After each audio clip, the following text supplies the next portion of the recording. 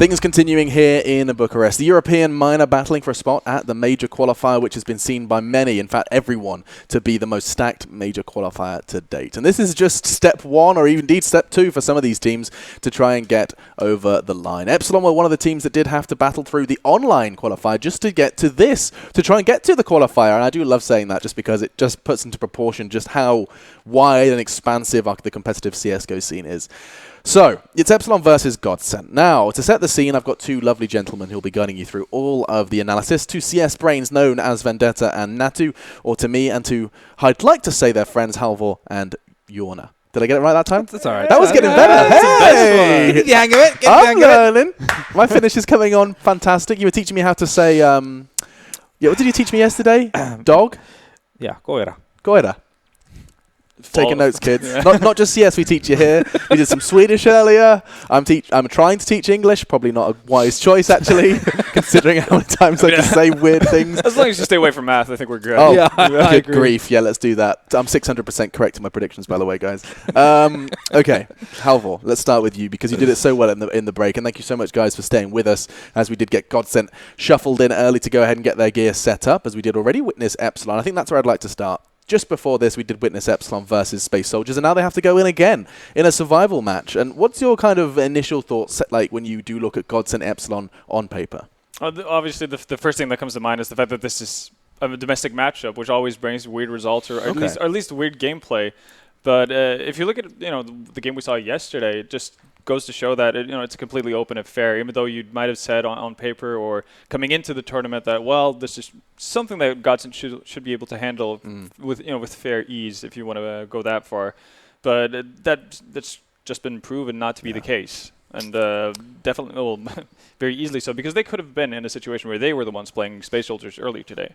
True. And also let's not forget that the Godsent have had many an opportunity before this. Even in the initial stages, two best of ones would have put them slap bang in the winner's bracket, and they have been unable to do that. And so they've been scraping their way on the edge of defeat for oh so long, Natu. I'll be asking you about your thoughts on Godsent after we reveal their roster. So once again, let's meet the Swedes who have been up and down here in Bucharest.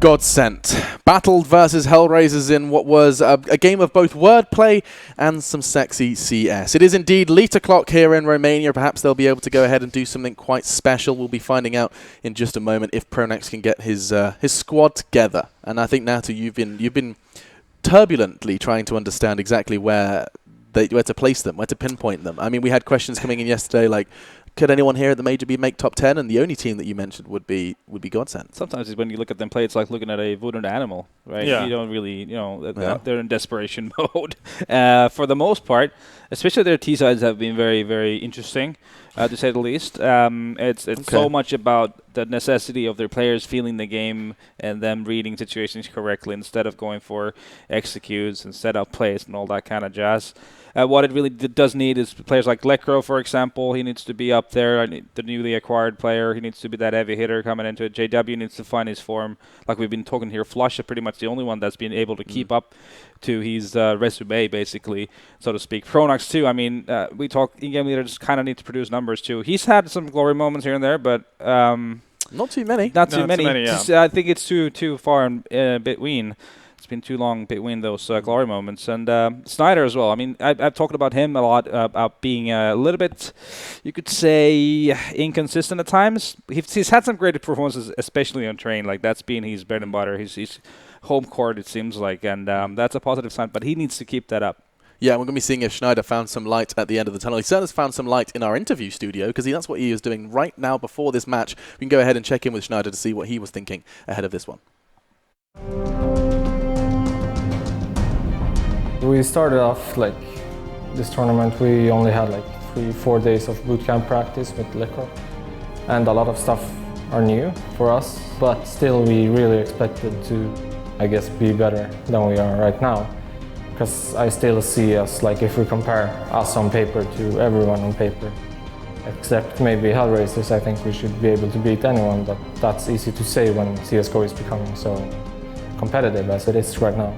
But overall, I'm happy we're not out yet, but I hope we can step up at least 20% more for tomorrow.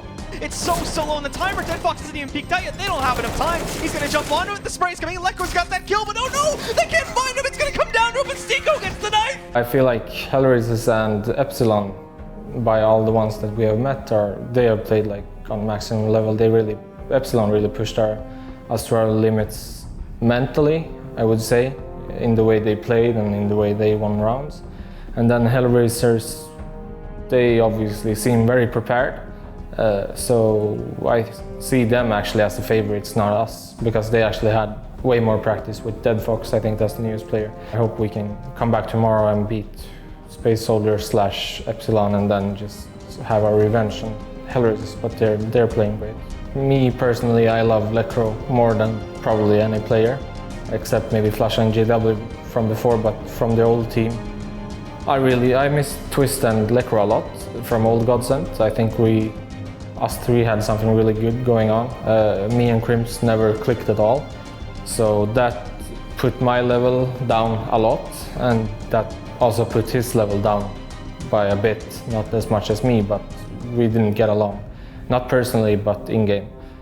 So I'm really happy to play with Lecro again, and I think with time we will become a really great team. Our coordination right now is shit. Our synergy is really good, I think, but it's so much right here that it's so bad right now, like timing, communication sometimes, but when we actually find the skill and we get rolling, we get to that like snowball effect, and that's when you see our true skill, because that's when we show our real selves. But at the moment we kind of struggle to enter games and we barely win any pistols, so it's really hard momentum wise right now. For me, if we lost the minor here, it isn't the end of the world, but I really don't hope and think it will happen, but I will probably have to eat my words. I'm kidding. But if we actually come top 2, we will put on a lot of hours to be prepared for every tournament that's coming up. And we will be, even if we don't qualify.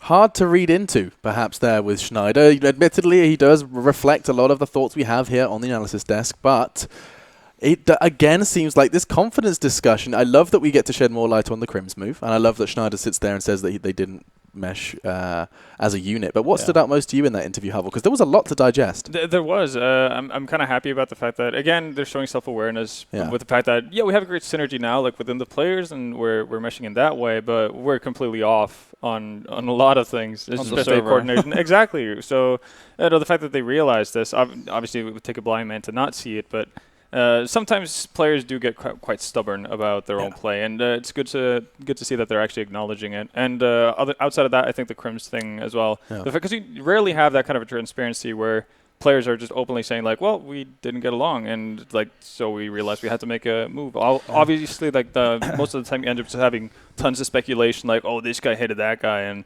like. But yeah, they seem to be pretty open about it. So, amicable parting between the two sides. Yeah, he also mentioned that he believes Hellraisers and Epsilon gave them the big games, the hard games, making them kind of push to their limits.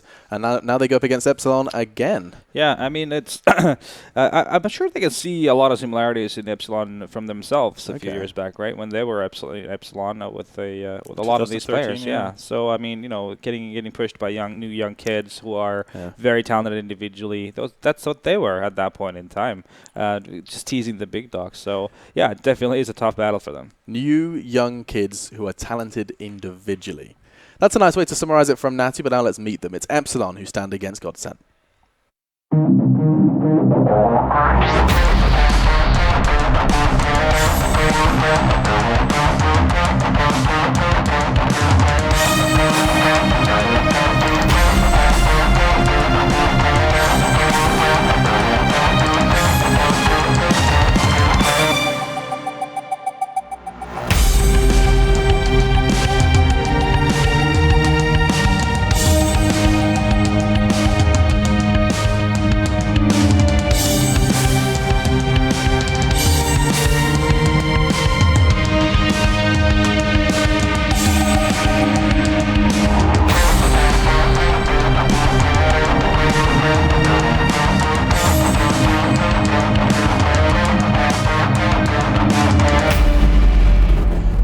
kids on the block. No stranger to the minor scene. We've even seen the Cringe Gods in the studio before, but now it's time for them to try and take down Godsent. I say try. It didn't work out for the first time, and I wonder how much of a blow that was to them, Halvor. Honestly, well, judging from the interview that Draken did, not too much. Not a big blow at all, actually. Can you highlight what he said? Well, he was just, to paraphrase, he was very confident that they could take any of these teams, or the remaining teams in this tournament, and he wouldn't be surprised if they 2-0'd just all the competition, which is, big words. Fair enough. Confidence. But we talk about it over and over again, the fact that this lineup, just pound for pound now, are very, very skilled. Just can't get away from it. And don't we say the same about Godsent? Yeah, but here's the difference. Epsilon have been surprisingly coordinated in whatever they do. They keep it simple, and they actually have some variety to what they do. They don't get stuck in like one track where they just keep banging their heads against the wall.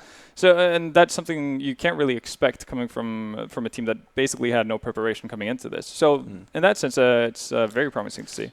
Yeah, Barbar in his interview, Natu, said, we haven't had one single practice with Calais ahead of this event. And now they found themselves, well, first the upper bracket, and now sitting here one best of 3 away from getting themselves a spot at the major qualifier. Yeah, I mean, it doesn't happen too often. The one instance that I can think of where a team hadn't really practiced at all was when then Luminosity, now SK, came into DreamHack Winter last year and lost the first game 16-0 and went on to be in the final. Lost the final, though, but still top 2 in that kind of a tournament in that situation. Yeah, it is very unheard of, and it takes obviously a lot from the individuals to be able to live and breathe a lot of the situations, sort of like be one with the game type of thing, where you just like kind of, but from the back of your head, you react to things correctly, and you're really good at just reading situations, adapting. Your intuition is on point, and you keep your game really simple. Yeah. I mean, keep it simple, stupid. We do keep kind of repeating this same kind of the KISS phrase, which I mean is kind of the start to winning, and of course so is the map veto. Getting those 3 maps that you so desire, of course, the veto process has been completed. We can have a look at it now. However, Godsent not happy to be seeing Nuke. Yeah, and actually this is the veto that me and Jona were expecting to see yesterday. This is the one that makes sense for you now. Yeah, this is the one that makes sense for the better part of it. Obviously, Godsent don't play Nuke. Epsilon had a history of removing Train repeatedly. Actually, somewhat surprised that they decided to remove it today, seeing how they had a really good showing versus Godsent Maybe yesterday. They felt like it was a fluke. Yeah, that could very well be. And I'm kind of happy that they go with what they know in that sense instead. I agree. And it seems like Godsent have kind of figured that out as well, so they're going to go back to their comfort pick of Mirage. Epsilon picking up Cash as well. It's the same thing. We've seen them picking up in pretty much every best of 3 it's been available. And Godsent removing Dust 2, partly because they don't play it all that much, and it's one of their more common vetoes, but also because Epsilon show that they can actually play that map. What interests me really is now we get to see Mirage as the first map in a series. Last time I had heard the explanation from Godsent how they were tilted, and that pretty much what threw a wrench in their T side in the previous outing on Mirage, which was horrible T side. 2 rounds on it, and that was just disgusting Counter-Strike. Let's be honest. If you look back at it, there's nothing you should be taking away from it. No, it's just like 13-2. Yeah, and in the fashion that they lost it too was, or like got only the 2 rounds, which is horrible. Because that's the thing. Because Epsilon obviously didn't get more than 2 rounds as well on their T side because it went to overtime. But Epsilon's T side looked way better. Yeah, they seemed like they were going to actually get that 16th round at some point. Yeah. Well, at some point that we saw Godsent managing to find that, and that was what was so crazy. A full 3 maps and a real shaky affair for either side. Now we get to see it all over again, because it was not absent of big moments, big plays, and hopefully just a little bit more of that sexy CS. Admittedly not for you guys at the desk, but I certainly was having fun. No scopes galore. Let's start talking predictions then. What on earth do you see during a rematch? This is what, like in traditional sports, you say it's a game that is going to please the crowd, but the coaches are going to hate. Yeah, I feel that. This is crowd over here. Hi, nice to meet you. So yeah, I think this is going to be another case of us just spinning that wheel of fortune and see what we get out of it, right? I mean, surely Godsent cannot have as horrible of a Mirage as can they, Halvor? If they do, I'm going to give them a diploma. I'm going to go out in Bucharest, find some place where they make diplomas. They print diplomas. And I'm going to print 5 diplomas, like congratulations on the worst consecutive T-sides that I've ever seen. Okay, so we're assuming that they have resolved that chokey issue on Mirage, so we're assuming Epsilon picked that one up. So we're all talking 3 maps here. No, wait. Well, you said talked about bad T-sides. I assumed you were talking about Godsent. Yeah, exactly. Yeah, Okay. so I was. Yeah, so but yeah, I'm expecting Godsent to pick up Mirage, but I also think they're going to pick up Cash. Okay, a 2-0 Godsent prediction coming in from Vendetta. Yeah, this is like where you think, has Godsent given me any reason to believe in them? No. They really haven't. No. But this is a game for a spot in the major qualifier, and they are still who they are, right? So I mean, this is the kind of a battle you have to go through in your head. No, You haven't ever predicted against Godsent, Natu. Just so you're aware. I know. But that's the thing. When push comes to shove, you go with basically what history tells you in that sense. And Yeah. Godsent I'm sure they've given you tons of reasons Yeah. to doubt them.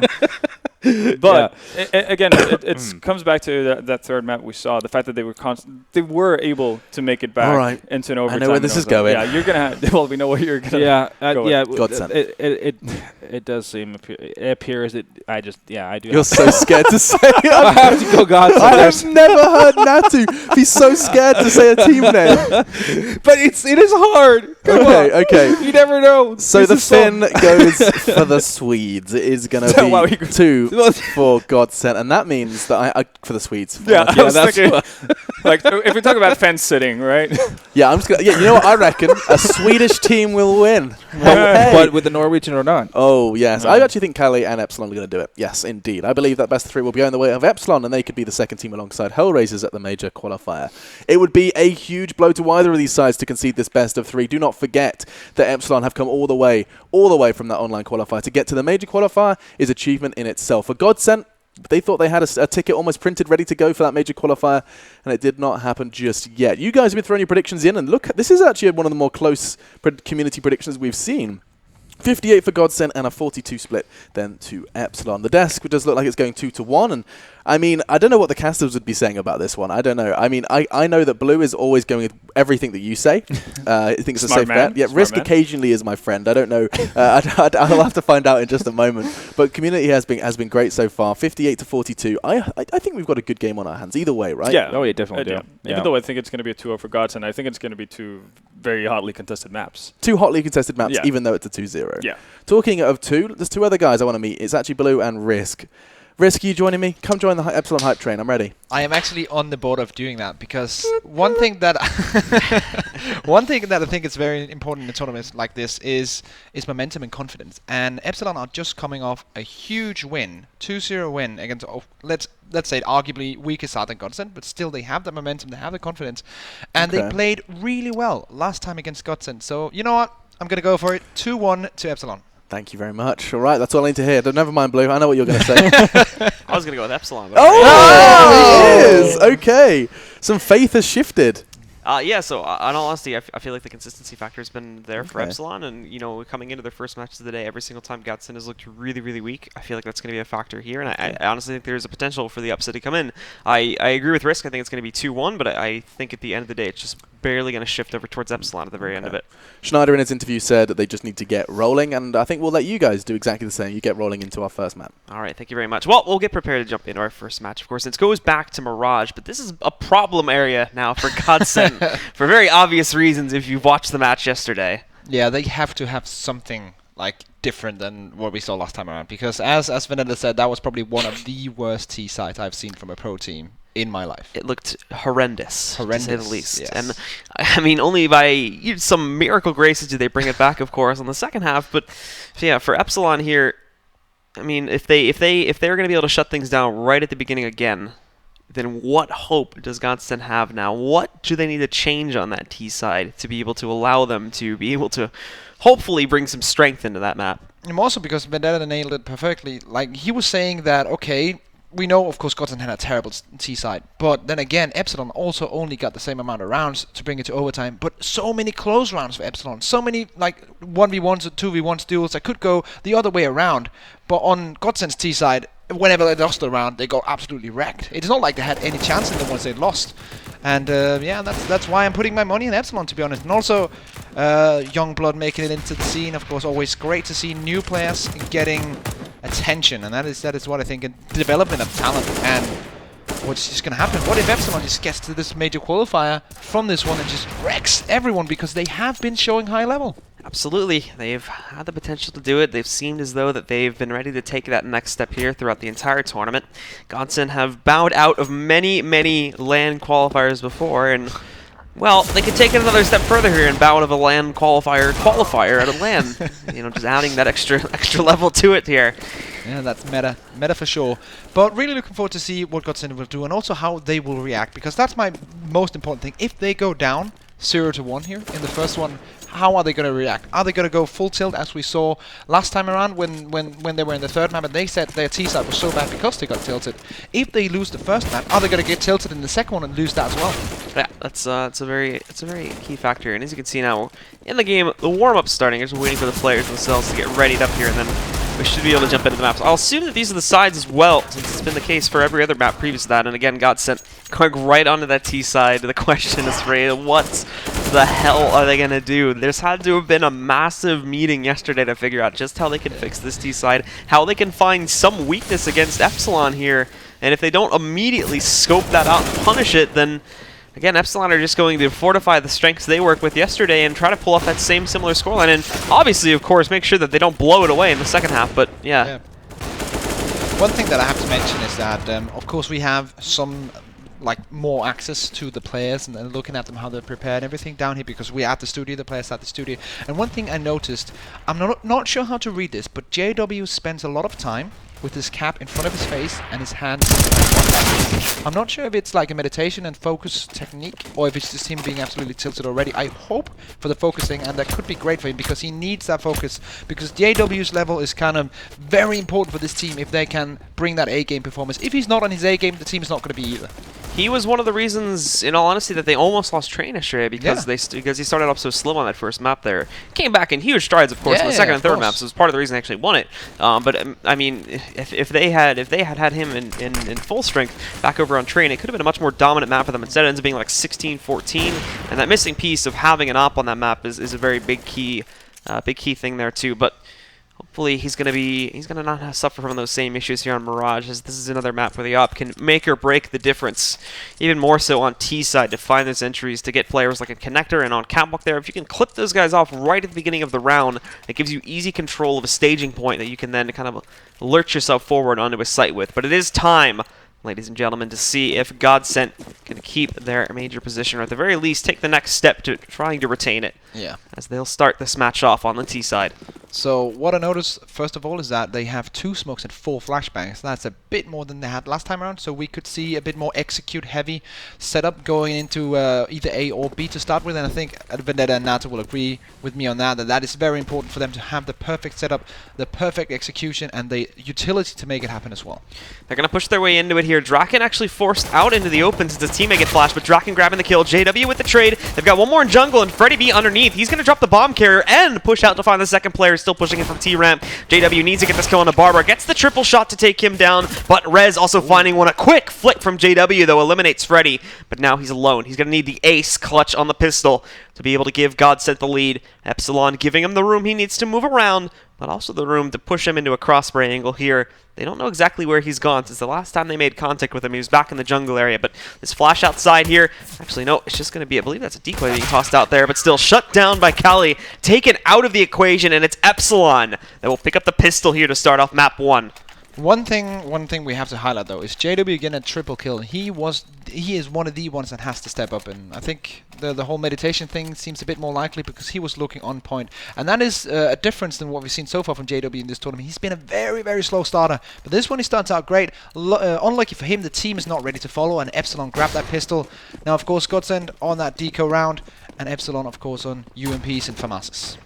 The rest of Godsent, again, splitting their players over here to the back B halls, approaching the apartments here. There's an aggressive movement coming out from Kali there to try and, well, do that. Store some nades directly into the face of these players on Godsent, and it's JW that's affected most by it there. Dropped down to 56 HP. Flush also creeping his way up to the T-ramp there, but this is not the main focus of it as they push their way down to mid. Barbar already spotting Pronex there, taking him down. Lekro maybe going to creep out towards top mid, but they've got another CT waiting for them up there. And oh, Lekro handling that one. That's Draken getting eliminated. So evenly traded 4-on-4, and Epsilon are pretty isolated currently across the map. A lot of their guys are alone here, which is going to cause problems if they don't consistently pick up their frags. Barbar, though, is one of the ones that is able to do that. He's found Flusha, and it brings the odds back under the control of the CTs. Yeah, let's see here. We have Calais holding off B apartments. And we'll be switching to over him right now, and that is what I wanted to see. When that smoke goes down, spray that corner, because you always know if they're ready to do that push, there's going to be one guy in that position, and he takes the frag. Calais knows exactly what he's doing, despite his long hiatus. He knows the positions. Lekro moving in there, finding quite a bit of damage actually onto Calais, but unfortunately, now they all know exactly where he is, and his opponent here, Calais, is just going to play with him a little bit so that someone else can get into a better position to take him down. Rez is going to be the one that finds that kill, and with only one elimination, that is a clean second round to burst through there for the Epsilon roster. Yeah, so only 2 players who can afford, technically only 1 because JW is saving his money, who can afford to buy Deagles or P250s into this next one. Lekro, that was a beautiful Deagle, so I would like him to invest into another one of those. If he can pull off a one Deagle like that once again, that will be worth it. But it will be Pronax this time around with a Deagle.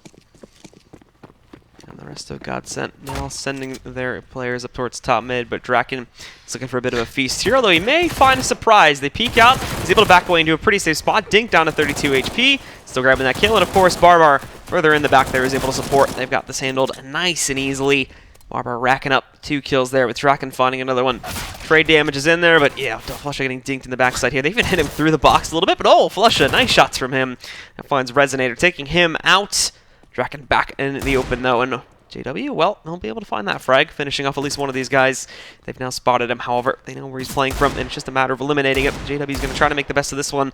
Look at those shots through the wall, but 3 peeking at once. Yeah, it's going to be a bit tough to manage that. So Epsilon do close out there and get their clean start. So here we go, guys. The first buy round coming in between these two. And JW has money for an AWP. He does not have money for utility as well, or at least not all the utility. So he can afford 1 smoke, and that's going to be it for him. But still, they have the setup that they want. On the CT side, of course, they are trying to play the economical game by saving 2 Masters and 1 UMP45. So they need to play some clever positions and use their utility correctly in order to battle with these AKs. So for Godsent again, the same opening split that we had seen on their anti-ecos here. All their players working their way in through the back B halls, leading up to the underpass, of course. So the main goal is going to be mid-control here, but keeping Lekro in position to watch out for anybody that would get aggressive in the apartments too. Calais also trying to spray through there just in case they sneak through that smoke, but won't be the case. They're all holding back right now until they find an opening there on a Calais. They do some damage to him, and that's actually going to send him away, which opens up the underpass push. Actually looking good here now for Godsent to start things off here and kind of push their way through. Rez holding things down on short right now. No utility left for him, and that's kind of like the same story for Draken as well. So they do have 3 Molotovs remaining to, of course, hold out the time and force Godsent into taking duels that they don't want. Early frag coming in. That is JW and Snyder in unison taking out Calais. Grenade damage coming in to take his life.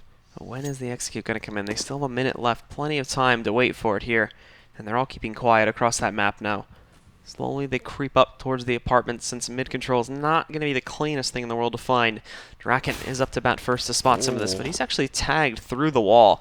Doesn't even know where he gets hit from there, so he has to fall back. And actually, that's a lot of free reign for these guys, and a missed first shot. They're already flooding in now. This is going to be dangerous. Resonator trying to hold. Now Draken fragging up, but Flusha also coming in on Archway there. Lekro, he's going to be able to dive in, take down Draken, but he's also eliminated JW before getting knocked out. There's 2 up and running for Epsilon, and 1 already very, very close to the site.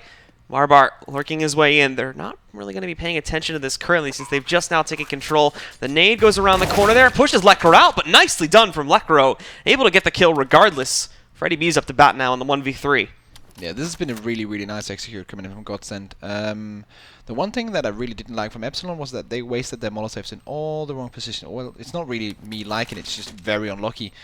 So they gambled for an A push with those Molotovs, and instead it's the B push. So if they just had 1 Molotov on that B side instead, Draken could have rescaled, could have put himself into another position easily and gotten more frags and done some more damage with that Molotov and running down the clock. But that did not happen. Freddy B will be saving the AWP. Lekro surviving on 3 HP, Flusha on 42. Oh, that's close. Lekro surviving on 1 HP. Correction, and Godsent gets their first round. So with that under their belt here now, we'll have to see the resistance come in from Epsilon on the second.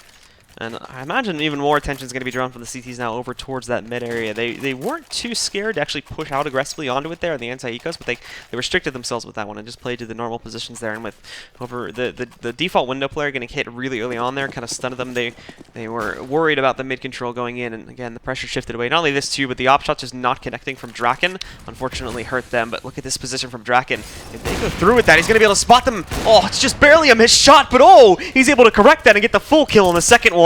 Finds JW after he dives in the smoke. First one hits for 98. Something ends up getting in the way. I don't know what, but he corrects and he gets the kill regardless. So here we go. Two-man focus on those B apartments after the last round's hit. And even also the mid player rotating onto short to make sure that if the B hit came in, he was going to be there as well. Now finally rotating back into holding that. Well, technically it's Barbar who's rotated into holding mid. And we do have Draken on the back for the A side. So there's a bit of a shuffle going on in Epsilon right now. But they have found their positions. So whenever Godsent decide to do the execute and push onto the bomb side, the CTs are going to be ready. And Lekro going for that sneaky style of play again. He's already been good at kind of sniping out these guys one by one, even if he's with the AK. But doing it again after they've already lost an advantage is certainly not going to be the easiest task in the world. The T's reapplying smoke into the window room there. But Pronax also getting hit elsewhere on the map there, down to 51 HP. They'll somewhat hesitantly get control of bot mid and being able to line up their hit, which is going to be taking its way into the A site. But Calais actually tried to go out for some intel there. He's found, however, Barbar is a lot of sneak peek, and he moves in to shut down Pronax. Yeah, and Pronax had that AWP with him as well, with this something I'm not really sure that I like. Pronax usually just a player that I see being really, really good and fine with the AK-47. But look at that double frag coming in from Godsent. Freddy B's trying to hold it down here, though. Callie, though, is holding off one kill. That takes down Lekro and Freddy. He'll miss his opening bot. I don't think they realize where he is, though, and as he moves in, Schneider catches it, but Resonator trades, and now it goes down to Flusha. The 1v2 from him. He's been smart at playing these before, and look at him sneaking out. The flashbang to the right side. He's trying to line up the kill onto Resonator, but no, it's not going to play out. Rez gets the kill, takes down Flusha, and Epsilon will trade out the rounds and get a fourth. And of course they're smart about it. They want to take some time to get both the AK and the AWP so the economy will survive. They bring in $11,000 with them into the next round. And Epsilon finally back on it again after that one coming in from Godsent. And Godsent will now be forced into a weird round money-wise. Lekro has a lot of cash available, so they aren't going to go for the buy, but it's not going to be the best buy in the world. They're going to lack utility.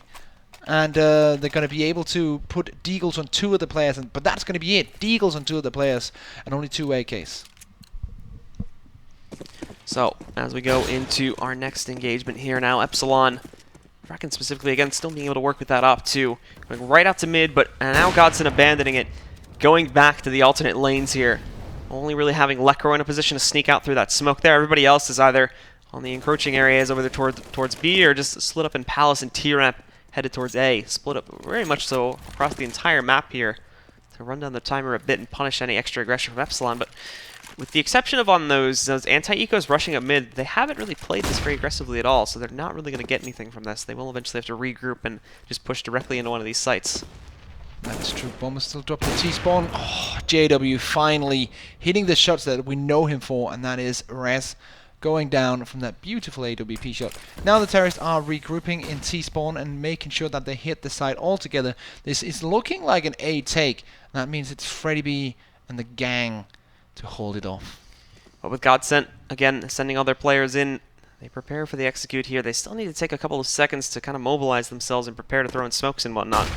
But no one from Epsilon is aware of what's currently happening. They're still trying to investigate out in mid and whatnot. Barbar is actually getting further and further away from it. It's going to take him longer. The Molotov sends Freddy B out, but they're not expecting him to peek. He's able to get underneath, and no, there's nowhere safe for him to go. Schneider leaps down below, picks up the kill, and Lekro also finds Draken in the backside. Now Barbar having to go out through the connector here. Now Godsent haven't taken control, but Barbar, this is going to be a risky peek. There's already a player on top of the steps. He doesn't realize it. However, he gets away, gets his gun out, and still gets the kill with 19 HP. The Molotov's going to burn Lekro into the open here, but they don't realize it. He's able to transfer to the other trip stack, and he's now got a great position there. Schneider also sneaking too. He can spot one of these players just barely if he's able to go forward just a bit here. They can certainly see him, but not the other way around. They haven't realized it, so Schneider, he's going to get that smoke off onto the cross there to keep himself safe. Lekro is immediately decked down by Kelly, and they have to know that Schneider is somewhere around Tetris here. He goes up on top, but shut up by Barbar, and it should now be a fifth for Epsilon. Oh, Pronax had such a huge chance of basically taking that round for his team, but he messes up the spray. I'm pretty sure that's what happened, and you just can't let that happen in a situation like that. Pronax is a top-level player as well, so that's very uncharacteristic for him to miss up a spray like that.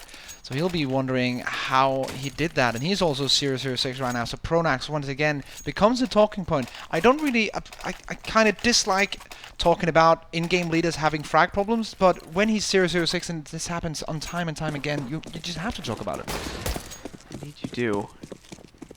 As again, the guys from Epsilon are still showing their stuff on the CT side, and Godsent are having, I imagine, some flashbacks to yesterday's match right now, as the T sides just aren't sticking, and they're finding their way usually onto the sites. I've noticed it's not really a matter of them having an incapability of actually getting onto the bomb sites. It's in the post-plant scenario where we've noticed things go pretty badly here as Epsilon are consistently trading upon the take and then making it a bit easier for themselves to get back in. That one, Godsent had really great positions, but Epsilon just comes back in there, and because Godsent are a little bit timid to take any risks here, they end up losing so much. Rez up on top. We see him moving in there. He's actually going to lose Kali, so he's kind of alone, but he's much more focused on the two guys pushing in. Unfortunately, the remaining shots in his clip there don't ring out at all. Finds Pronax just sitting barely in the open from the arch position and finds one more frag from his pistol before going down. Flusha trying to hide in the corner here, already losing half of his own HP. Godsent have knocked out 2 players here, but it's certainly not going to be a round that they can win. No, definitely no. Kind of underwhelming performance there from Kali. He should have been able to do more, especially against an eco, but luckily for Kali, he has a team full of people who are ready to overperform and help him out.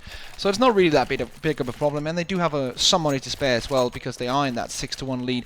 Godsent, though, will be investing all of their cash into this one round, and as we can see, they're buying all the way down, but they do have utility and they're almost on a perfect setup, so this is where they need to execute. Yeah, and against Rez, good stuff from him, dropping back down here and dominating it. That last shot there, nice too, but comes in just in the nick of time, as you can see there on the left side of that one. It's a bit of a peekaboo kill from Godsent as they do manage to find him, but it's a little bit too late as he's already made his impact at that point. Epsilon, though, a big stack in mid and away over towards the B bomb site. So if this is a quick hit, Freddy, how are you going to keep yourself alive here, man? The flick from him to try to grab the guy jumping into Firebox, but he misses it, and then JW is able to not only come in and cut him down, but finds Draken in the connector, too. This may be a save already from Epsilon, just considering the fact that they completely misposition their players. So what they basically wanted to do there is that when you have buy rounds, usually on the Mirage, what you want to do is you want to take mid control, because then you can kind of like from that decide where you want to go, and you can do a big take like that. But actually, as I'm trying to finish that point, they are actually trying to go for it, which I did not believe. They've got those. They got that one kill there, but JW's gonna put a quick end to that one. That should kill it now. Rez had him set himself a bit of momentum going here, but now it's going to be tough. So you can see Kali back out there, over there towards T-spawn, looking for these exits, and we're getting a bit aggressive in the site here. He's going to run away, and just barely gets around the corner, get tagged, so slowed down, but 9 HP, ducks himself around the corner. Now it's on a mission to save the op, of course, and Kali will have to hold the guys back over here towards T-spawn. 2 of them have retreated. One is smart. He realized that there may be one there, and Flusha with a one-tap takes him out of the equation, and finally puts up that second round for Godsent. But to finish my point from earlier is that they tried to take mid control, which generally is a good decision, but the fact that Godsent just immediately went for a quick A push, they're actually in the side by 134. That is a very, very quick push. And Freddy was all alone. He's the support player. He's not usually the one able to hold situations like that on his own. So it's going to be incredibly hard for him to do anything due to that stack in mid. So not the correct decision in this round. In generally, I don't have anything against it, but in this round, that was the wrong choice. And again here with Godsent, sending all their players for them. Getting ready to kind of explode at top here. Draken in the way with the deagle shots. It takes quite a few of them. But the double from Barbar! Lekro and JW both get knocked out, and that immediately spins the round on its head. Kali got to push up here. He wants to hold the bomb, and Snyder stuck with a nade in his hand. Kali's able to pick up that kill. Now it's all on Flusha. He's got the 1v4, but he can't even get out towards top, and he doesn't know where these guys are positioned, if they've gotten aggressive, and Barbar's going to move in for one more pickup. That eco round works out great. They only had that op, but they did massive work with it. And Epsilon steal that one out of the hands of Godsent. Look at how Barbar is just projecting his spirit onto the team. He's 14-3 right now, and he is the in-game leader. We don't usually see in-game leaders being the top fraggers. We saw it once at this tournament, which was existent, and that was a great performance. If Barbar can do the same thing and emulate that same feel, and as I said, projected onto his team as well, then Epsilon are going to be in one of the best positions and have one of the best chances that they've ever had to win this game. And with Barbar having a big play in that regard, now Godsent needs to find some sort of momentum to get them back into this round, of course. Epsilon immediately reinvesting, and they've got their full buy back up to the table here. And Flusha, he's going to look for his kill, but there's Rez sniping JW out of the air. Flusha's had some luck, though, back over there by the T-ramp, playing around the smoke, but he does find Freddy B, takes him down, so it's even, 4-on-4. Of course, Godsent are much more favorable to the B-bomb site, so they will send quite a few of their players back over towards that route and leave the bomb at the entrance to those B halls.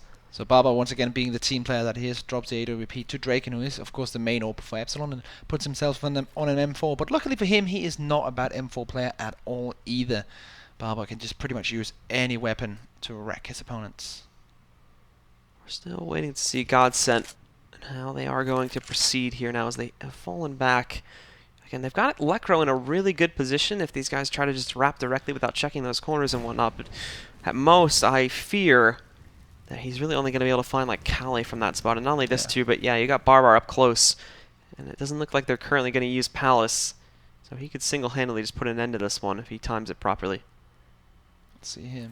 Draken on the long range with the AWP. So Barbar having the chance in, picks up the first one. Can he pick up the next one? That would be sick as well. Pronax is in close range, and he does that. Barbar doubles up once again.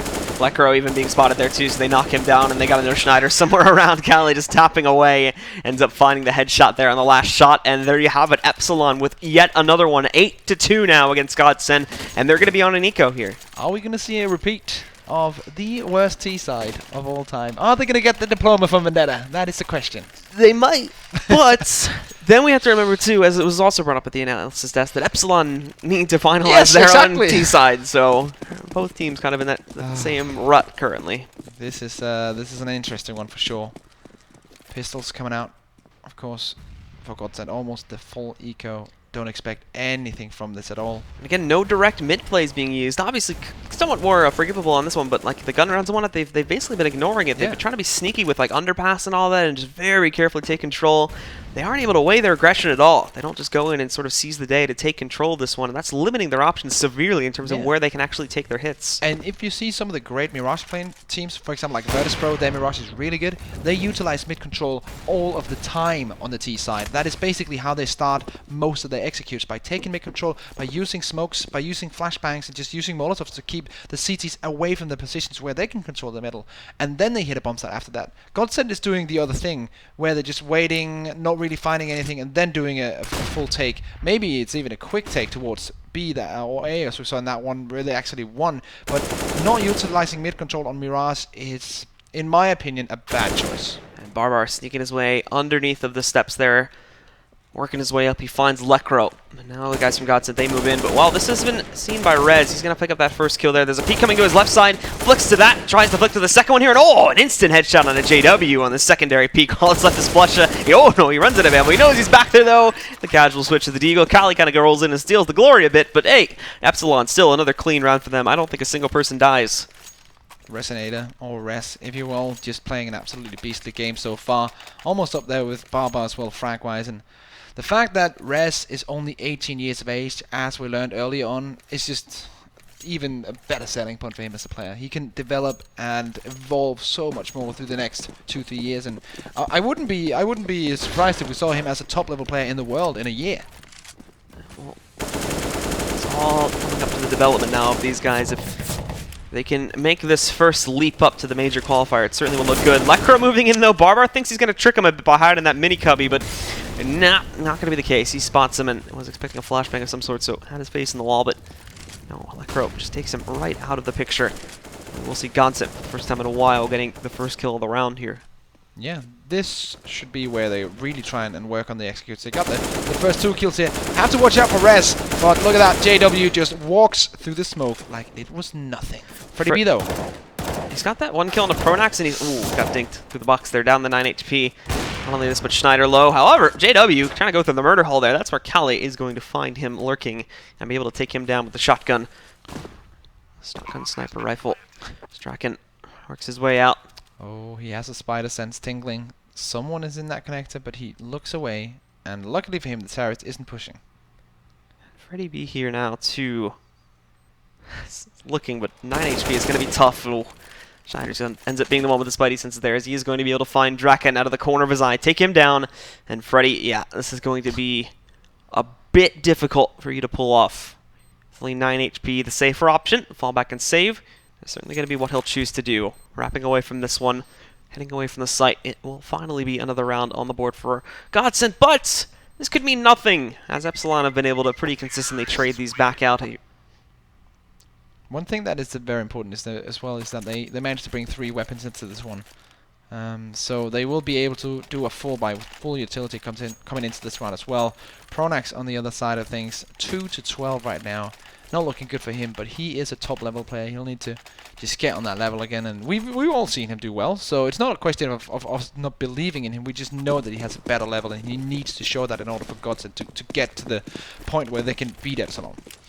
Well, we will see this now. The last couple of rounds of the half are upon us. And for Godsent, it is do or die time. 9 to 6 would be great if they could round these last 3, but it's got to be able to remain consistent here. And now it seems like all of a sudden the aggression, ever since that last round, they were storming back over to top mid, but they can't handle Barrow. The double op as well has now been deployed for the CTs, which is always dangerous. Lekro sneaking in, grabs Kale by the connector, and he's even going to push through the CT smoke here. He's got himself a little bit of a safe room in there, as there's smokes on either side. However, Freddy diving down, might have been a big drop that could have been heard, actually.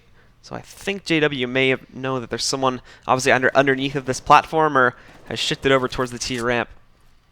So Flusher waiting in the correct position, just knowing exactly where Draken is going to push out from. Barbar, the only sniper rifle player remaining now. Freddy trading 1 for 1, so not all bad, but this is going to be a 2v3 retake for the CTs.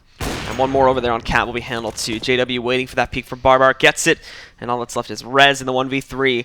He has a single flashbang to try and get himself back into this bomb site. As he wraps around, they'll have players watching out for it. JW is creeping here. He's actually going to miss his shot. Does not connect it there, but the flashbang pop dodges it. Nade following it up. There's a whole bunch of crap being tossed his way. JW actually doesn't want to stick around. And hey, more nades. This time it is going to be a flashbang. Rez, though, doesn't want to challenge it anymore. Just going to toss his flashbang out and run away. Yeah, and he's going to save his weapon, his armor, and his kit as well for this one. Bring that into the next round. And once again, Godsent, they are going to get some economy rolling because they are saving 3 weapons, the AWP included, again in this time around. So good for Godsent. This is already looking way better than what we saw yesterday from them on this T side. He sneaks out towards mid. He actually finds the op there too, so a little bit more of an upgrade on the save. But yeah, nobody from Godsent's even close to him, so definitely going to be carrying that into the 14th round here. But the rest of his team, they actually probably can go for this. This isn't going to be too bad, as we see now. There's like 3 or 4 other guys that can afford full rebuys. Yeah. Just 1 or 2 of them that unfortunately are going to have to downgrade to either like an SMG or a pistol. Yeah, so we're probably going to see 1 deagle and then 4 rifles, so 3 rifles, 1 SMG, 1 deagle. And oh, okay. So they're going for the full drops. Everyone's going to spend their money. That's good. My math skills are not. And Flusher is going to open things up. He's going to be able to grab that first kill. They're looking for a second, but there's still pressure going in. And Schneider helping him out there. This is not good all of a sudden for Epsilon here. Godsent have found their stride. Epsilon have continued to try and play aggressively, but they've gotten the read on that one, and they're punishing it to a huge degree. Already down to 2 for Epsilon here. Finally, Rez picking up that 1 kill. But there's plenty more to go here on the bomb site, and he's going to try to push his way in there, but it is spotted by Flusher over there on the backside. Saves his teammate's life. Kale, unfortunately, again, there's really nothing he can do because his teammate didn't really want to wait for him on the retake there. They didn't want to try to play it as a squad, so it ends up with him alone again and falling back to save. So once again, we have an Epsilon player trying to save. This time he won't be allowed, but Godsent have actually looked quite decent in these last couple of T rounds, so I have to give them to that. They have definitely improved from their showing yesterday, and well, the break has done good things for them. On the other side, Barbar and the boys from Epsilon, they will need to show that they have improved as well on their T side, because now it's not as easy as it was last time around with a 12-3 lead. Now it's going to be way different, and they will need to rack up rounds on the T side also. And well, certainly. Well, the last round is not going to look so great for Epsilon, of course, after the investments they had. 3 SMGs, the 2 CZs sitting on Barbar and Freddy.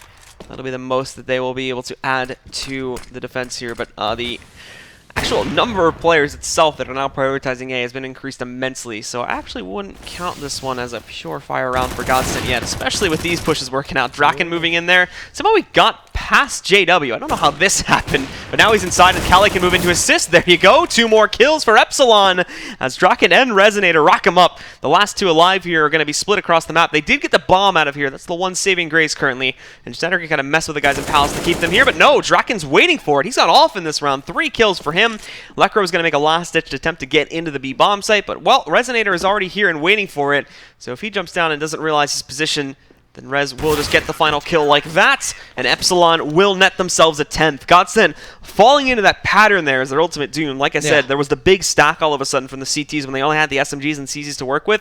That combined with the wild aggression in Palace, which, like I mentioned, like halfway through the half there, we weren't really seeing a very aggressive CT side from Epsilon. It was a big change-up. Godsent really had no reason to expect that at all, and such a wild change certainly allowed Epsilon to pick up at least one more round towards the end there. So now the half is looking a bit more like we usually see them with the DE Mirage, with the CT team, of course, still taking the lead, but a way less one-sided one than we saw yesterday. So Godsent with a chance still in this one, I think. I think if they get the pistol as well, we'll almost be on even grounds, and that's what they're looking for right now, to take that pistol and take that first buy and tie us up in this game.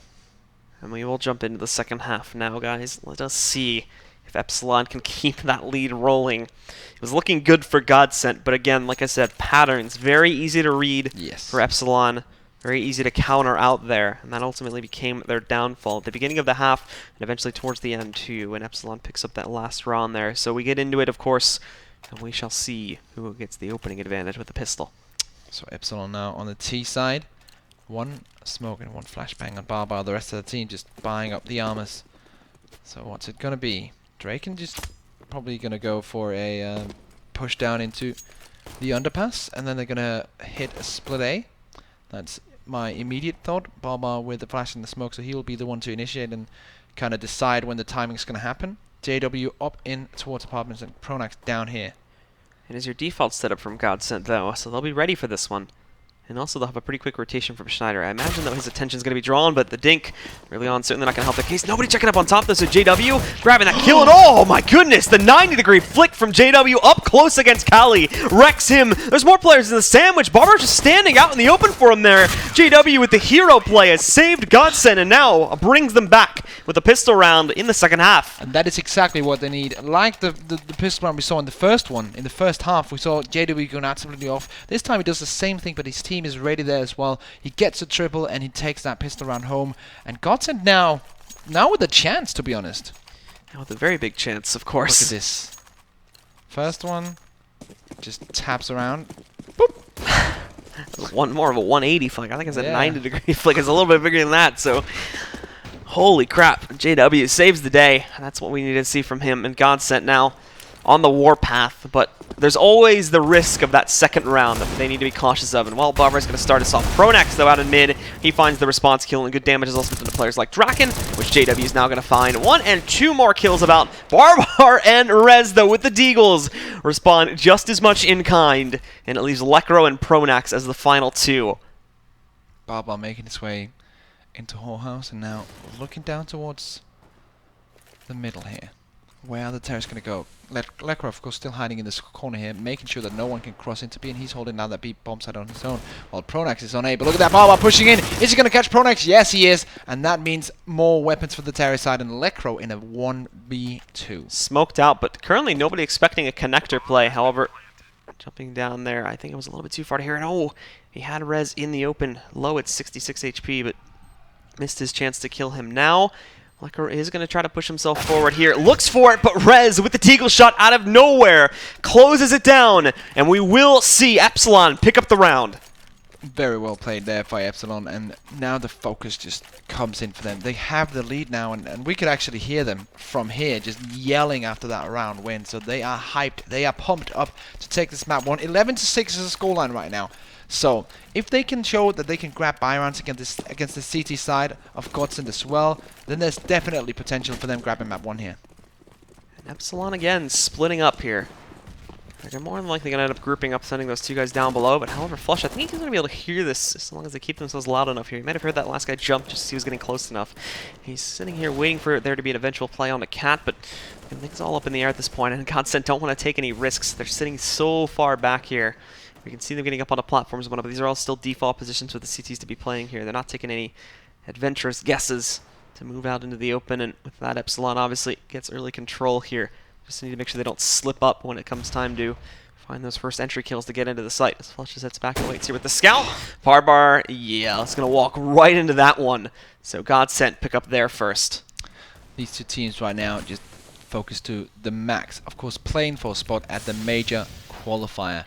The winner of this one will go, of course, on to the final of the minor, where we're playing for $50,000 in total. But most importantly, they will get the spot at the major qualifier in Atlanta in about a month's time. The other team will be sent home with just $5,000 to their name for a long tournament.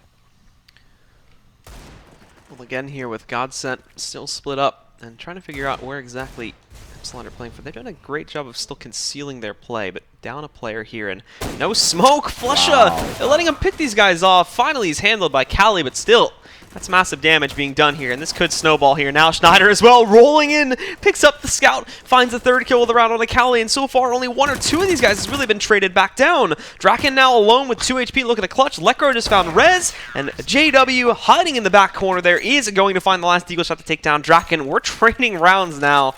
Godsent just claiming that one, but I imagine Epsilon are going to force up here. They want to still be able to kind of take this wild goose chase as far as they can. They still hold, keep in mind, the same actual round advantage. Yeah. This still favors them, so long as they can actually consistently trade these rounds. But yeah, let's face it, that was very uncharacteristic from Epsilon, not putting down smokes in mid and allowing Flushes to get those 2 kills. So that's probably not going to happen again. They usually are a team who are very good at using their utility and using it efficiently to get to the positions and cover off the CT, so they can make plays like that. But this time around, it slips for them, and instead Flush is able to open up with a double. Snyder's even going to go in there and complete the job for the scout as they take that route. But now it's a B hit. Epsilon are going back in here now. Lekro holding himself behind the box now, pushing him in. Flusha, Lekro, Schneider with a second nade kill. Flusha taking out Freddy, so it seems as though the forcing up is done. And well, actually, Barbar gets himself, I believe that's a Colat with the Tech 9. Yes, double kill from him. And that will be 11-8 coming in right now. Epsilon, they tried to go for the pistol round force there. Instead, they will be on an eco, full eco now. Barbar. Oh, Barbar just 23-9, just trying to carry his team into that major qualifier. Rez is also doing quite a good job, but what I need to see so far, or like in order for me to change my opinion on Epsilon, if they're going to win, is that Draken has to step up. JW has been outplaying him so far frag-wise, and JW has been the thing that, okay, the thing that was holding Godsent back, and now he's there. Mid-push coming in though. Again, however, this round is not going to be anything that we expect something fantastic from on the Epsilon side. Schneider's going to be free to push himself out. There's quite a few players trying to jump up and catch the guy in window here, but Schneider's pretty safe. He even has his pistol out to punish guys like Freddy. Find that one, he just spotted the location of Barbar. There's that headshot, and a little bit closer towards A. Pronex finding Draken there. A nice, clean, quick round gives Godsent their 9th. 2 more away now from tying up the ball game. So that was 2 rather easy rounds for Godsent to pick up with, to be honest. Now Epsilon are on the full buy. They do have utility, not a lot of utility, but they will be setting up for some execute. If Godsent can take this one as well, they must have some belief that this can happen. Most importantly, they are generating a bank on the CT side of Mirage. Of course, we always know money is tough to manage on that CT side. So everything is talking in their favor if they pick this one up. And Epsilon again now. Oh, Draken waiting for this creep up from Pronax. It's going to take him down. They've got away into the A site now, and also every other player is positioned on B. They've been hard on that one. They had all their players expecting there to be an apartments push this time. Schneider's got to save this. Right now, he's doing a fantastic job. That smoke comes out really late. It's already costed them res in this round. He's been, a key linchpin here for the Epsilon roster, but there's a hole in that smoke. Draken again playing around these. He's going to pick up a kill. Lekro, though, also striking back. Finds Freddy. Still going to be an even battle here, but Flusha equalizing it for the Godsent guys and giving them the edge, taking down Barbar as he moves forward here. Also, JW with the op, just finding Calais, and now Draken in the open. He's going to have to go for the ace clutch or just delay this, but the nade sending him down to 4 HP. More of them. He's just being bombarded from the backside here. They're already defusing, and he knows he's not holding, so he's got to fall back and give Godsent a 10th. Nice retake from Godsent, despite what could have snowballed out of control very quickly. They do hold on, and it's Epsilon that make all the mistakes on that very important gun round. Very well played, to be honest, from Godsent. That retake was just on point from there. Now, I think we've seen enough to say that, okay, Godsent have the potential to take this one, because Epsilon has not looked good yet on this T side. The only real good thing we've seen so far is basically Barbar's individual play, but that was mainly off that CT side. Draken has gotten a bit back as well, but we're still like needing guys like Freddy B to step up also. Pronax on the side of the CTs is not playing well, but with the rest of the team just going off, there's no need for him to actually really do that. JW placed back over here again in the window room, and he'll have himself quite a few chances, but Kali may not be one of them. Nades again just bombarding down below in the underpass here. First one connects pretty nicely, but the second one is a bit of a whiff. Not going to be able to catch him there. Now it's just a bit of a waiting game to see Epsilon getting that control. It's going to be so hard to get it though. Godsent, obviously, they themselves completely avoiding mid on the first half, but now putting so much of their effort on the defense here. They're making it a tough one for Epsilon to even get in. Flusha just finds both of those kills. He's low. We would expect Draken to trade here, which he does. Takes down Flusha, but still the damage has already been done here. Where is Epsilon even going to be able to take this now? Let's have a look here. Draken, Freddy B. Can the combo make it happen for the T side of Epsilon, or is it going to be yet another round for Godsent? They're taking quite a few in a row now, so things are looking bleak for the younger Swedish side here. But Freddy B, he tries to open up, but it's going to be Pronax to win that duel, and now Draken and Rez are in big trouble. Draken's trying to hold off the rotations a little bit here, but there's still 2 more players on the site that Rez himself has to clean out. He's gotten the first one. Draken's delayed the play from the 2 on market there, but they still... Rez! That's nice. The nice look on a Pronax finally takes him down. But Lekro and JW, they're on the way. JW's already been hit from his earlier battles there. He's down below at 19 HP, and they find him there. Rez clipping his head clean off. It's just on Lekro. They think the flash hits. They don't even really need to confirm, and as Rez rolling right out, gets the headshot. 4K on the round from Rez, showing us again him and Barbar at the moment carrying Epsilon, and with that they get to maintain their lead. That was a great round from Epsilon, and now they just need to build on this. Look at that from Flusha to open things up. That's beautiful, by the way. Getting those 2 openings, his team not being able to capitalize on that is pretty insane, but Rez with a 4K, like, what can you really do? That flash is perfect as well. Not only flashing the opponent, but also forcing him into the position where you can take him out. And Barbar's just going off right now. A very loud Barbar. Yeah. We can't hear it, but we can imagine. We can, we can use our thoughts to imagine how loud he's being right there. So the rest of Epsilon preparing for the push, and this one, there's not going to be any fooling around with it. It's 4 of them pushing in to the B-bomb site. They get delayed a bit, and no, they're going right for it. Lekro spotted it though, and they're going to bite. Good thing too, because they're on the way. Lekro finding a first with some team damage apparently in the mix there too. Lekro, Flusha, this plan has not worked out at all. They're already down to 2 here. Kali finding 1. Schneider, a bit of a long spray, but he gets Kali, and Barbar very late to the party. He's going to try his best. The pause just coming in from Epsilon here as that trade of rounds is going to reset them, and this actually should pretty much guarantee Godsent's comeback. Yeah, it's going to be 12-12 without a doubt here. If Godsent, of course, keeps playing at the level that they've been in the last 6 rounds. Barbar's just caught between a rock and a hard place. One more bullet, come on. Oh, he's ducked out of there. He's not gone down yet, but in a moment here. Any moment now, guys. They've got him trapped. Just finish the job. He's already dead. There you go. So, 12-11 is going to be the score as we head into the pause, most likely called by Epsilon, surely. Yeah, and there we go. Tactical pause coming in from them. And they need to talk things over, because their T side has not been good either. Actually, so far, I actually think it has been worse than Godsent, in my opinion.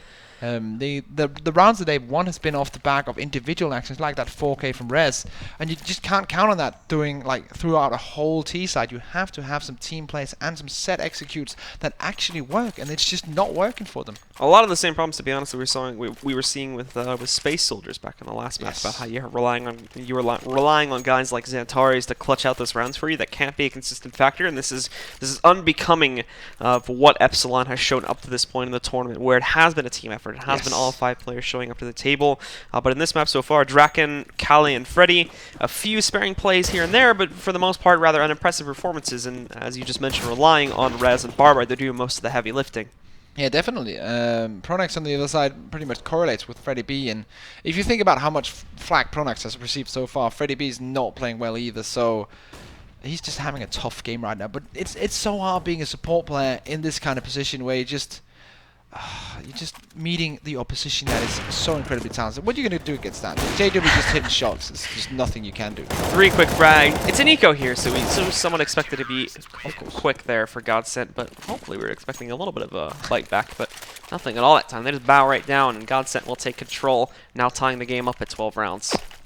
And there we go. Buy coming in from Epsilon. This is pretty much now or never if they want to get a lead in this second half of the first map. If not, I think Godsent are just going to run away with it because they've been looking way better if we look at the last 5 to 10 rounds compared to Epsilon. Of course, I know this is the CT side for Godsent, but still Epsilon, they have to show up. They can't just stay back and just hope for something to happen. Hope for Barbar to get a triple. Hope for Resonator to go up, and of course they have to... Oh, look at that! In unison, Resonator or Res, if you will, just once again popping in with the revenge frag. And here we go. This is a good push. I like this. Draken and Barb are surprised on the A bomb site to get control here, but Flusha moving out. Again, where's the expectation for that one? All of a sudden, he's allowed to dip in for free and grab Barbar. So trading it out, 2 versus 3. However, he's not ready for Draken, who's gone aggressive. Back over towards CT. Lekro almost caught back on the catwalk there, but he adjusts his position and takes down one of the big players. That's Rez gone in there. Well, we've seen some stuff from Draken on this round. Hopefully he's back to play now. Lekro's going to try his best to lurk himself outside here.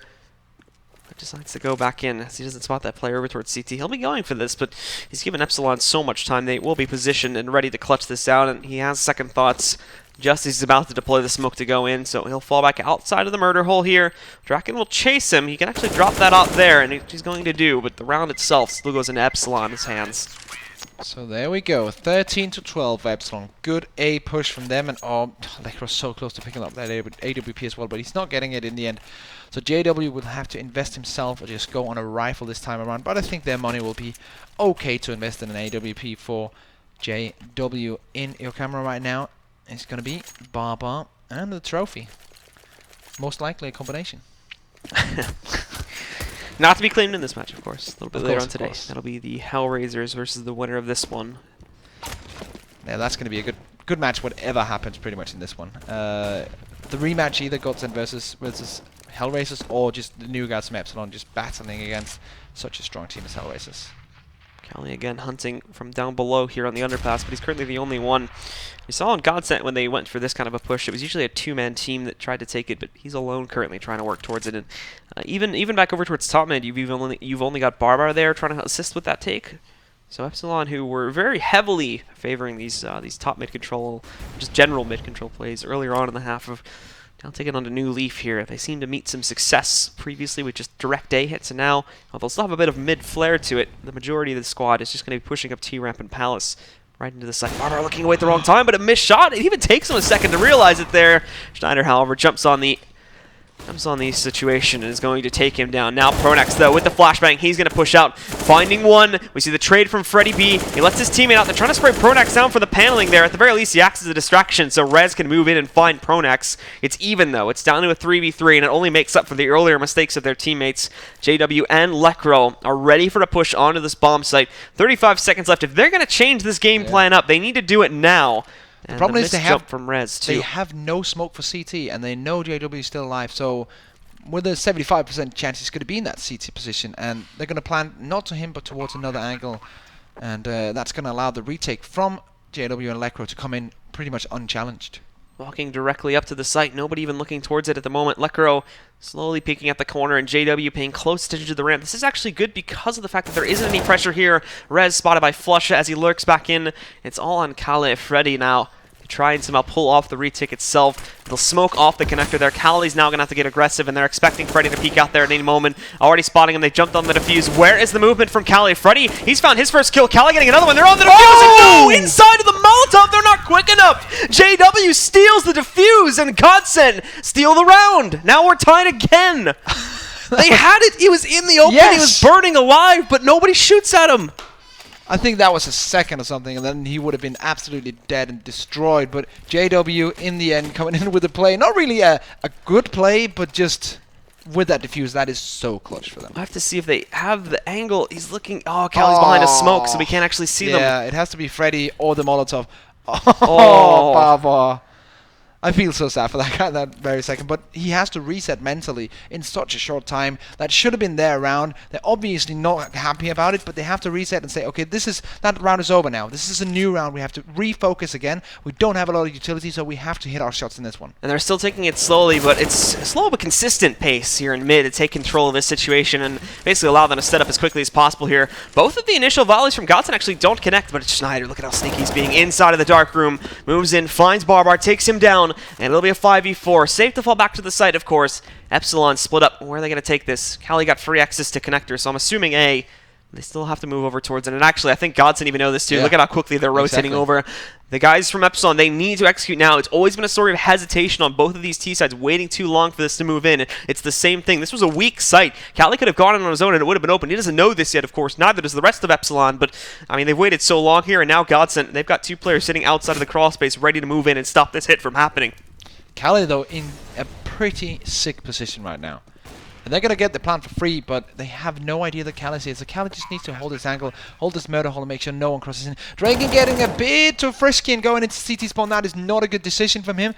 Always going to be some CTs there unless they stack the B side and mid rotations. Here we go, push coming in. Resonator and Firebox. Nobody's checking the net, but they will in a second. And catches one of them jumping up against a second one, too, before going down to Pronax after being forced out. But Lekro literally crawling in through the murder hole finds Cali. But Freddy B out in the open, trying to make up for this one, but it won't work out. Pronax closing things down. A full 10-second defuse, of course, but I think Pronax has enough time for this one. They should be able to close it out, and with that, Godsent take the lead yet again. 14-13 is going to be the scoreline. These T sides from both teams, so many mistakes, and it's costing both of them quite a bit, but at least on this map, it's again working out for Godsent in regulation.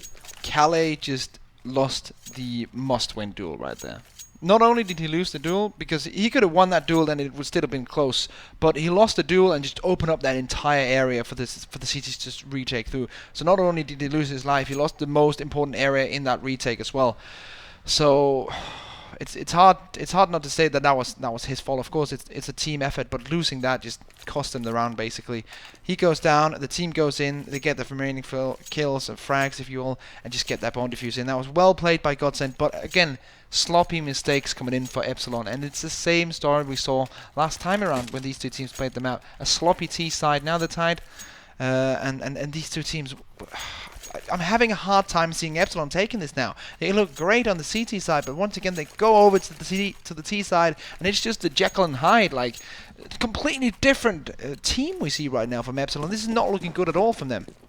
So we go into it here. Epsilon themselves, of course, forced to buy because they want to play for the win here. They do not want to let Godsent run away with this one and have to play for OT again. Early nades from Godsent. They're doing massive damage to players like Freddy. They're going to try to push up, but Pronax is waiting. 1, 2 for him. They move in to shut down mid control. They're all gone from there. It's got to be the A team pushing up the ramp here now. And JW with almost an impressive flick. The smoke goes in, though, and they actually will be able to push the site rather clean, but a 3v5 hold is something they still have to pull off. And Rez, again, really being an absolute monster around these angles and the smokes here. Oh, the long flank. Here we go. This is a big risk considering that they're already at the gates, though. That's going to put all the pressure on Draken. They've left it to a player with a deagle right now to hold this. Relying only on the hesitation. And, well, no! It's been denied. They take down that first player. The only thing that would sell it now would be the second guy on the flank. Did they plant for it is the only remaining question. They do, but they've got so many guys in the open. He's waiting for it. He's going to wait until they defuse. He gets it. Gets that first kill. Trying to spray. It's a big wall of players, but no! Barbar goes huge. Gets a huge 4K and brings this back again for Epsilon now. 14-14. That is one of the wildest things I've ever seen in my entire life as a commentator. Holy crap. The worst part is, too, or the craziest thing about that, too, is they're both moving together around that long flank. They send the first guy in, right? All right, you're going to mind game the frick out of them there. Because he sends the first guy in. It's like, okay, we took care of the flank. Don't worry about it, guys. It's the second player, and he waits till they're all defusing. He gets this huge line as well. And look at that. He knows what he just did. He knows the genius of that play. Oh, my goodness. Epsilon have just bought their way back into the match. And look at it. They've broken Godsent. An extra bonus to everything to add on to this now. I think we lost the PGR rating because that was the most disgusting play I've ever seen. That was absolutely insane. Baba, you have my respects as a CS player, that is for sure. You had it before, now you have it even more because that was insane. Great decision. And we see finally Epsilon making a good strategic decision, doing that two-man flank. It seemed risky. They knew they had to take risks, and they did it, and it paid off. Hopefully this will propel them into the latter stages and into the win here in map 1. Freddy B finally also doing some openings, getting the first one. Pistols for Godsent, and are they broken now? Freddy B finding that, of course, and now Godsent, they still have that stack at mid, and they're actually keeping them kind of away, but yeah, Flusha pushing out. That second guy may be able to pick off 1 or 2 of them, but in the site itself, Pronax sitting a little bit further back. Barbar's just in full control mode at this point, finding 2 quick kills, and he's going to have the opportunity to find Schneider in a moment or 2 as he pushes in. Schneider actually getting pretty close up, but no, Schneider doesn't check that corner. Barbar's going to get his 3rd, and Lekro here now, alone. Stuck in a corner. Obviously won't be able to clutch it, just hunting for players that may move out to kill him.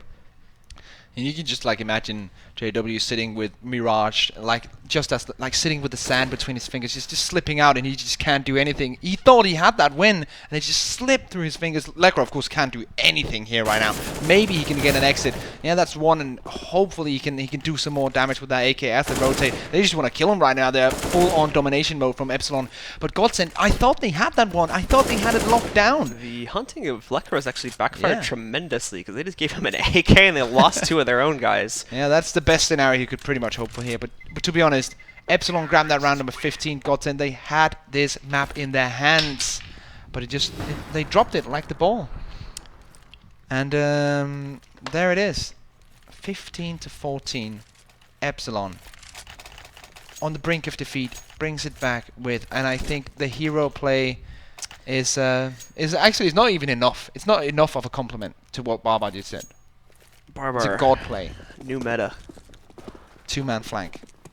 That crazy play. So that will give Epsilon the lead. But now the additional gun for Lekro has made this buy palatable, I'll say, for them to possibly pick this up and take it into OT. We're not done yet. There's always that possibility. Especially with these two teams. Yeah, especially with the way that this set went yesterday, that they could kind of throw away this round here, and it still goes into OT, of course, but we'll gauge our enthusiasm until we figure out how exactly this round's going to play out. And last time Flusha was here in this position with this gun, he actually went off because they weren't really checking for it here. They tried to push up on a cat, he gets 1 kill there, and then they still don't check for it when they send 2 players into the connector there. He lights 1 up, tags the second one, goes down, but then Schneider moves in and picks up the gun and kills the 3rd anyway, so they need to make sure that they actually account for that this time, otherwise they will find themselves heavily injured before they can do anything. Yeah, this time they are pushing short though, so they don't really need to smoke him off. He goes aggressive once again, but they're actually not going like for the peaks here in short. They're just holding it. There goes the flashbang. Surely that's going to be the frag. Flush goes down.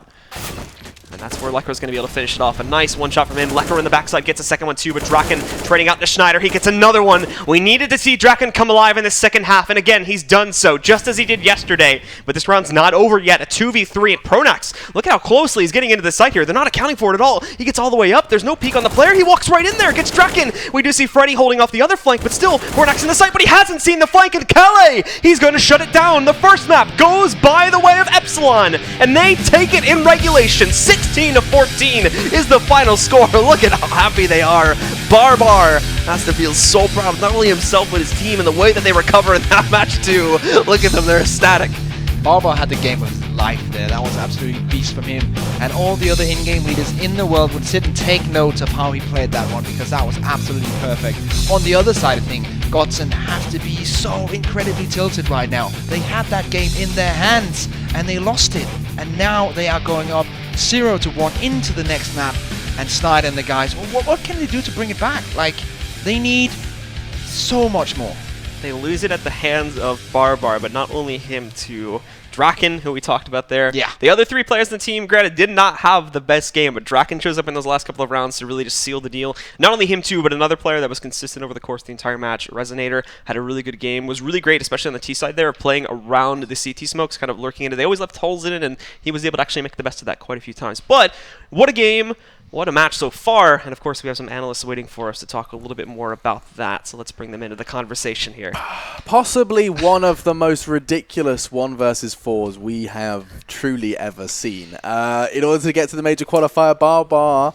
That, I mean, if they lost that round, Godsent wins Mirage, right? It 100% goes to 15-13 with low economy. With low economy. So, if everything correlates, basically Barbar gets 4 kills in 4 seconds and wins the map for his team. Barbar and Miner seems to be some kind of a magic combination. You always get some shenanigans going on. First, he makes a record for the longest game in the history, and then he pulls off that kind of 104.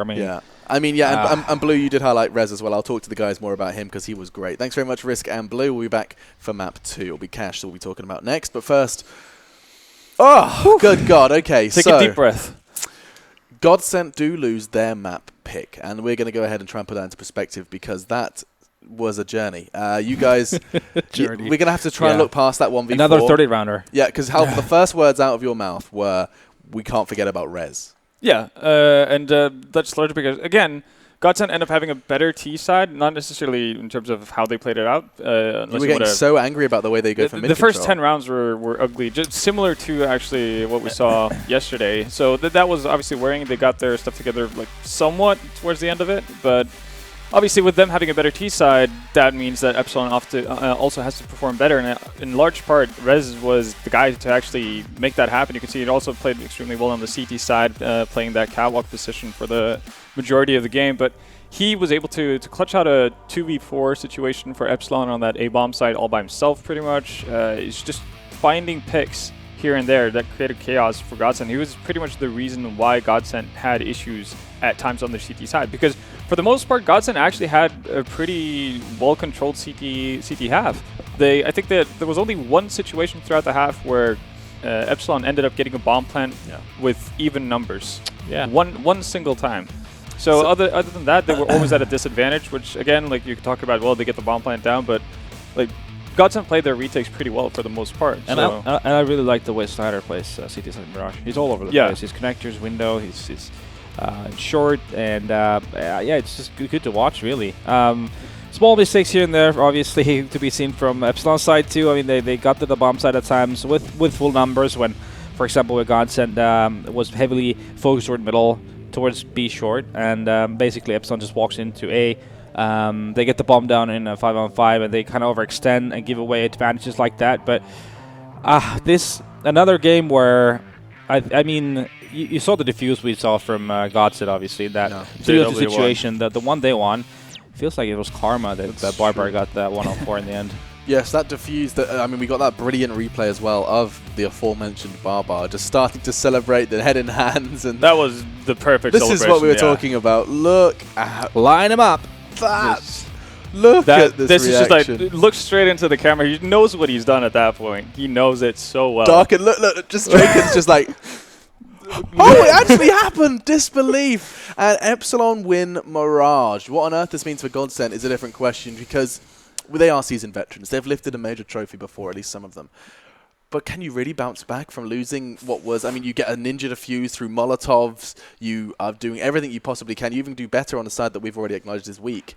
And then it get taken away from you by a 1 versus 4 from Barbar, shouting and screaming his way into the second map. Well, they talked about yesterday how they got tilted by having such a poor T side, and this time slightly better and all that stuff. But I think that kind of a moment has to send you into Tilt City. Like there's no way they are the mayor of Tilt City. Exactly. Like I don't see any sort of scenario where you don't let that sink into you, and that just stays with you going into the next map. Because it's like you said, if Barbar doesn't have all the stars in the universe align at that moment of time, Godsent probably wins Mirage. Right. I mean, it definitely was a bit of a prayer play, just spraying, and I mean, all 4 bodies in the same place. Not only that, but the fact that Epsilon decides to not only have one guy rotated around initially for the catwalk plant, because they did that, and I think that was Rez actually. Yeah, look at those who rotates first, and he gets picked off by Pronex, and Pronex obviously thinks that's going to be the only guy who's rotating around, which is the logical thing to think. Nearly 60 frags between the two of them. Yeah, just outstanding performances from both of them, and this time it wasn't predominantly eco frags or anything from Barbar. It was just ton Ton of heavy lifting from those two. And a ton of strained vocal cords as well. Yeah, he's going to be a mute after this tournament. 100%. Yeah. In his interview with Diana, he said it wasn't for him. It was simply something he does for his team. He feels like it does get them perhaps that little increment better and give them that hype. Stops the tilt train from rolling on in, which is exactly what Godsent are going to be having to do now as they prepare for Cash. That's where I want to take this now. It is going to be a second map, and it's Epsilon's pick. A map that they've been good on even way back in the Cringe Gods days, and of course rosters have changed, and now they're going into their home map with a 1-0 lead, 1 map away from the major qualifier. They started in the online qualifiers. Over 500 teams were in the online qualifiers, and now they find themselves 1 map away from the major qualifier alongside such greats as your G2s and your NIPs. I mean, gentlemen. Quite the journey. Yeah. Cash T-side, along with a lot of T-sides, Godsent wasn't great. It was basically rinse and repeat of JW being in the door. You had 2 guys in A main. You had 1 holding middle. Snyder was the guy in doors B. Rinse and repeat. Rinse and repeat. Pronax, if you're not going to be fragging that much, since you aren't really, it doesn't seem like you are, come on. I mean, we need to get more depth into this. We need to get more ideas. We need to have, there's so much you can throw at your opponents on Cash. So many. Go for the checkers control. Get a leaf off of NIP's playbook. I think that's a great approach. Yeah. Get that checkers control. Go through the middle afterwards, through the vent, all that stuff. You can smoke off middle, take over it. And like, there's so many things you can do in this map, but they're just not doing it. And it's like, why? Especially if they're not, especially if their players are not hot, as they are not right now, and they even recognize that we're not really connected right now, we're not really feeling it in the game, then for the love of God, please come up with something that you can rely on in those situations. Ex-in-game leaders be like. This is just perfect. So. This is Natty just sitting there watching like, you just can't seem to handle it. You can't process it. I hate it. It's tough to watch. It kills me to watch. It kills me to watch this. Yeah. It happened the same on Mirage, and maybe it's going to be happening on Cash. They deserve to lose, in my opinion. Wow. Well, get out of here, seriously. Well, unless they can actually show a decent T side now. Yeah. No, I'm not hopeful. No, well, I'm not either. And the worst part is that towards the later stage of the first best of 3 these two had, you could see that Epsilon kind of caught on to the fact that, well, they're sending either Electro or JW or both of them towards doors every single round. So maybe we should start playing that aggressively and not let them get into a position where they continuously found picks that open up the A-bomb site. And at that point, Godsent starts to struggle. They don't know what to do anymore. And if they don't, like Jona mentioned, the fact if they don't take a page out of NIP's book or Fnatic's playbook or any of your pretty much neighbors in that sense, you're going to get stomped. And so, my question to you is, do Godsent get sent home on Cash? Honestly, they deserve to get wrecked at this point. But will they? The way they exactly. That's another point. I mean, they're probably going to scrape through. Once again, someone's going to come through, win a clutch or 2 here, and they're magically going to scrape a 16-14. But when you look at from from a tactical point of view or how the game is supposed to be played type of point of view, then they don't deserve to win. Damn. And I mean, Halvor, same kind of thoughts from you? Yeah, I'm going to echo the same sentiment, but I'm still going to think that Godsent are going to pull it through. Yeah, I can't back out on my. Yeah, I'm not backing out either. I'm just saying. You're just saying it shouldn't. It's not looking promising. Will it be true grit and determination to take it through? We'll be finding out after our break. But before we go, a community question comes in once again. This time it's going to be Jonathan Dinoris. He says, what Epsilon player has proven to be the most consistent? Great question, Jonathan. In terms of consistency, gentlemen, I think I know exactly who you're going to say. Say it for me. Rez? Correct. Look at me go. Yeah. Hey.